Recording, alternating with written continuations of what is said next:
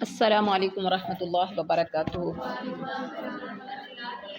نحمدہ ونصلی علی رسولہ الکریم، اما بعد فاعوذ باللہ من الشیطان الرجیم، بسم اللہ الرحمن الرحیم۔ تو آج ہم حضرت سلیمان علیہ السلام کا مکمل تفصیلی واقعہ، جو کہ صحیح احادیث سے، اگر آپ دیکھا جائے بنی اسرائیلی روایات یا ادھر ادھر کی قصے کہانیاں بہت لمبا چڑے واقعات ہوتے ہیں، ہم صحیح احادیث سے اور مستند احادیث سے اور ایسی چیزیں جو ہمیں زیادہ سے زیادہ قرآن اور حدیث سے ملی، یعنی ٹو دی پوائنٹ کوشش کریں گے کہ ہم اس کو کمپلیٹ کریں۔ حضرت سلیمان علیہ السلام یہ کون تھے؟ کائنات کی ہر مخلوق آپ کے تابع فرما تھی۔ حضرت سلیمان مشہور معروف پیغمبر گزرے ہیں، جن کا آج آپ تذکرہ سننے لگے ہیں، جو کہ آپ کی بک کے اندر بھی ہے کہ آپ نے حضرت سلیمان کا تفصیلی تذکرہ سننا ہے۔ اور یہ بنی اسرائیل میں مبعوث کیے گئے تھے۔ بنی اسرائیل کے اندر سارے انبیاء کس لڑی میں آئے ہیں؟ حضرت ابراہیم کے 2 بیٹے تھے، تو حضرت اسحاق کی لڑی کے اندر سے ہے یہ۔ آپ حضرت داؤد کے بیٹے تھے، جو خود بھی ایک برگزیدہ پیغمبر تھے اور ایک سلطنت کے بادشاہ بھی تھے۔ آپ کے وصال کے بعد یعنی وفات کے بعد بادشاہت حضرت سلیمان کو ملی۔ حافظ ابن کثیر کے مطابق آپ کا شجرہ نسب اس طرح ہے: سلیمان بن داؤد بن ایشا بن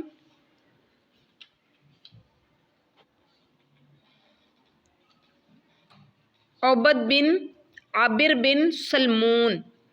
اس طرح 11ویں پشت پر یہ سلسلہ یہودا سے جا ملتا ہے، جو حضرت یعقوب کے بیٹے تھے۔ حضرت یعقوب حضرت ابراہیم کے پوتے تھے۔ ماں کی گود سے ہی آپ کو اچھی تربیت ملی تھی حضرت سلیمان کو۔ ابن ماجہ کی ایک حدیث کے مطابق ایک بار حضور صلی اللہ علیہ وسلم نے فرمایا کہ سلیمان بن داؤد کی والدہ نے ایک مرتبہ سلیمان کو یہ نصیحت کی کہ بیٹا رات بھر سوتے نہ رہا کرو، بیٹا رات بھر سوتے نہ رہا کرو۔ رات کے اکثر حصے کو نیند میں گزارنا انسان کو قیامت کے دن اعمال خیر سے محتاج بنا دیتا ہے۔ آپ حضرت ابراہیم کی نسل سے تھے، جن کا ذکر قرآن مجید میں بھی آیا ہے، اور ہم نے اسے ابراہیم کو بخشے، کون؟ اسحاق و یعقوب، پڑھا ہے نا قرآن پاک میں۔ ہم نے ہر ایک کو ہدایت دی اور نوح کو ہدایت دی، سورۃ الانعام کی آیت نمبر 85 میں ہم نے پڑھا۔ ایک اور جگہ ارشاد ہے کہ داؤد کو سلیمان عطا فرمایا، جو بڑا اچھا بندہ تھا اور بے حد رجوع کرنے والا تھا۔ یہ بھی قرآن پاک کی آیت میں اللہ تعالیٰ نے سورۃ صاد میں تذکرہ کیا۔ اسی طرح سے قرآن پاک میں حضرت سلیمان کا ذکر 7 سورتوں میں 16 جگہ پر آیا ہے، 7 سورتوں میں 16 مقامات پر۔ تو حضرت سلیمان کا بچپن شہزادوں کی طرح گزرا تھا، کیونکہ حضرت داؤد کے بیٹے تھے یہ۔ اللہ تعالیٰ نے بڑا فہم و فراست عطا کی تھی، بچپن ہی میں بہت ذہین فطین تھے، اور جب سن شعور کی عمر کو پہنچے تو اسے بلکہ پہنچنے سے پہلے ہی بڑے مقدمات کے فیصلے کرنا شروع کر دیے تھے۔ اللہ تعالیٰ نے چونکہ آپ کو نبوت کے لیے پہلے ہی چن لیا تھا، جو نبی آتا ہے نا پیدائش سے ہی پتہ چل جاتا ہے، اللہ کو پتہ ہوتا ہے کہ میں نے اس کو نبی بنا کے بھیجنا ہے۔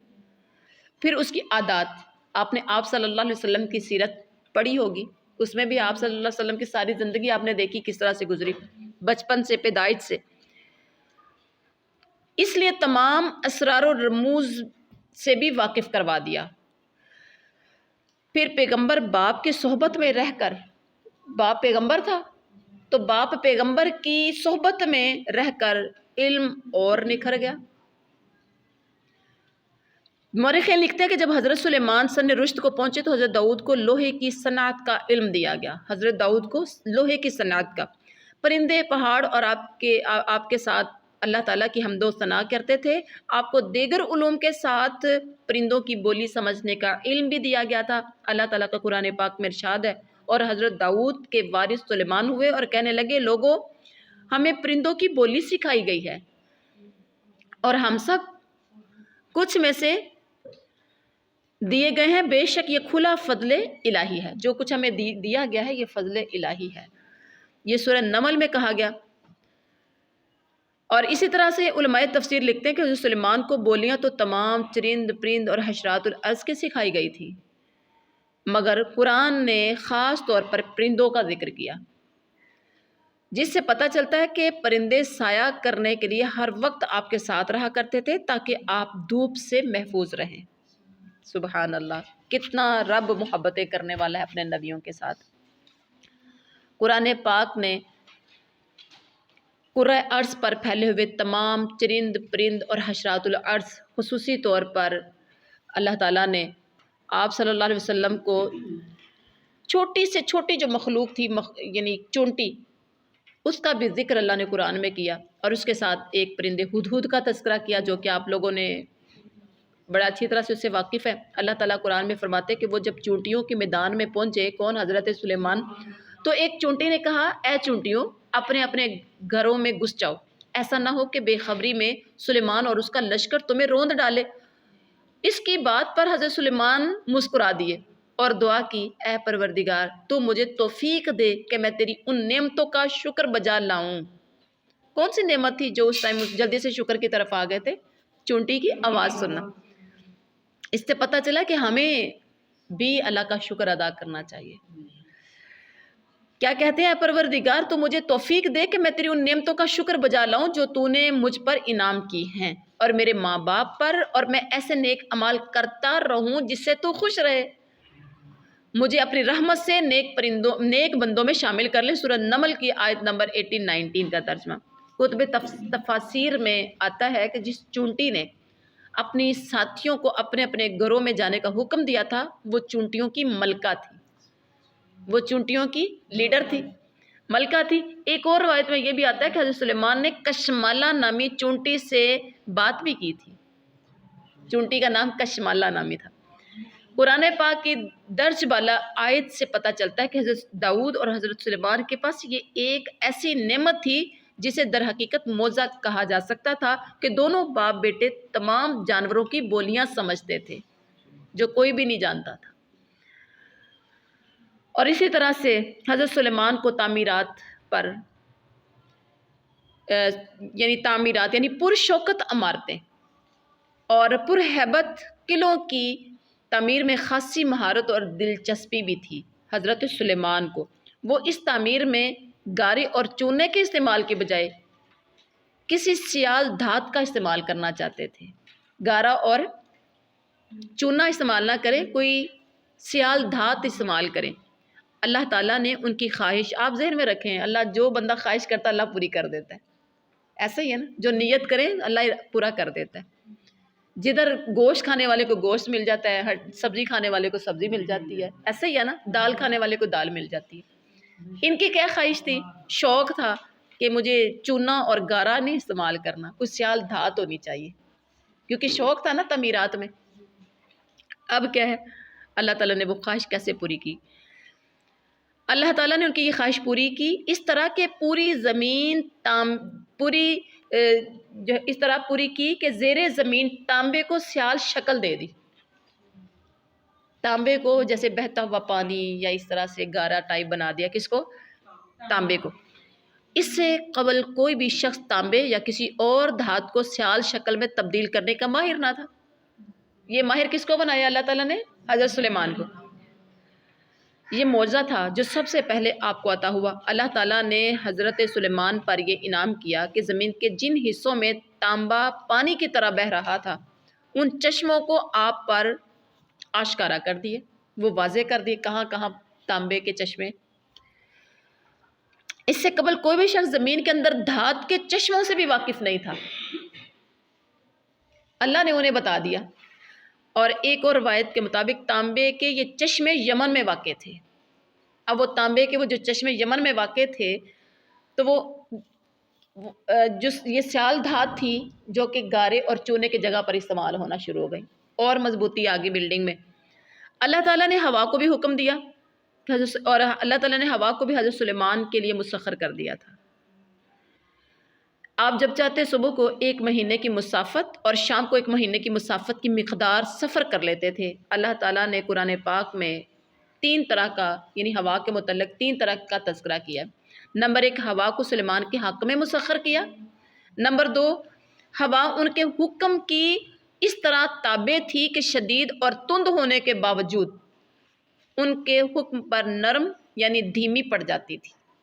تیز ہوا چل جاتی تھی تو ان کے حکم پر دھیمی پڑ جاتی تھی، سبحان اللہ۔ نمبر 3، یہ قرآن نے جو تذکرہ کیا، نرم رفتاری کے باوجود ان کی تیز روی کا یہ عالم تھا کہ حضرت سلیمان کا یہ سفر جدا جدا سفر، ایک گھڑ سوار کی مسلسل 1 ماہ کی رفتار، گھڑ سوار یعنی گھوڑے کے اوپر سوار ہو کے تیز رفتار، جو گھڑ سوار کی مسلسل 1 ماہ کی رفتار مسافت کے مساوی ہوتا تھا، صبح سے شام تک کا، اور ایک گھڑ سوار کا 1 مہینے کا، اور مسلسل بغیر رکنے کے صبح سے شام تک اتنا سفر طے کر لیتے تھے جتنا گھڑ سوار مسلسل تیزی کے ساتھ 1 مہینے میں سفر طے کرتا تھا۔ اللہ اکبر۔